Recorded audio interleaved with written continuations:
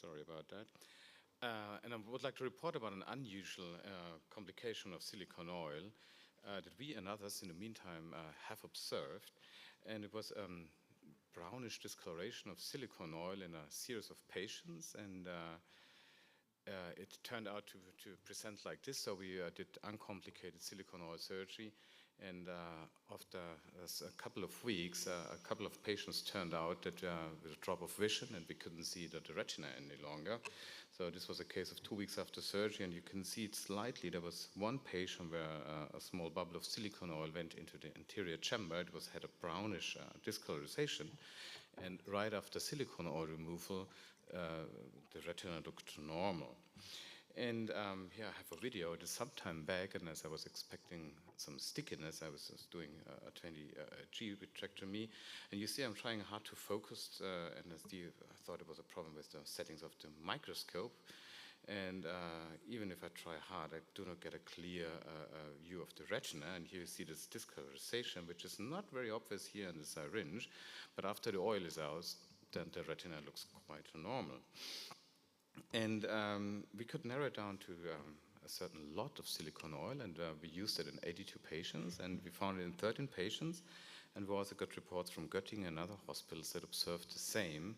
And now a couple of years later, I just recently received reports that others also have observed this in the meantime on an occasional basis. So none of these probes was emulsified, so there was no emulsification of the oil, because normally if you see discoloration of the oil, it is emulsified into small droplets. And the only thing those patients had in common, they had more kind of complicated cases, although they had no mentionable intraoperative complications, so like they had PDR or PVR detachments, and we didn't find any signs of toxicity. So we were doing ERGs and OCTs, but it seems that it was something happening to the oil, but not damaging the retina, fortunately. But we were very worried at this time because we had a whole series of these patients, and it really developed within a couple of days or weeks after putting the oil into the eye. And we could narrow it down in this series to a certain lot of silicone oil. It was 5,000 centistock oil, and we stopped using this lot and compared it to another lot that was not having the same problems, but we still had some on stock. And we're also comparing it to the samples that we took out of the eye, so we preserved this brownish silicone oil, and we used our own lab, the manufacturer labs, and an independent lab in the Netherlands, and performed quite extensive chemical analysis, like mass spectrometry, gas chromatography, and also incubated the oil with a serum-containing media. And surprisingly, we didn't find any remarkable changes compared to normal silicone oil. And the only thing that was remarkable, that brownish oil was more stable to heat than kind of the normal lot, but the difference was very small. So it was between 552 centigrade up to 572. So we couldn't really narrow it down to a chemical cause. So there were no low molecular weight components or impurities that have been reported with toxicity of silicone oil. It seemed that the opaque lot was even more thermostable than the reference lots.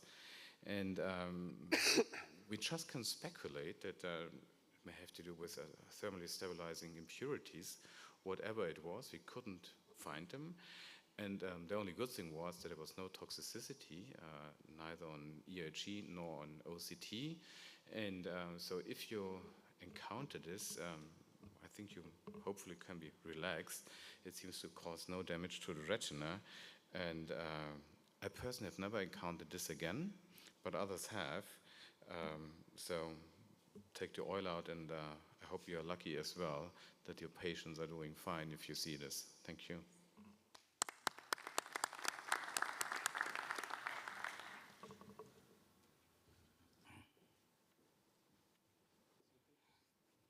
Thank you very much. So next presentation is by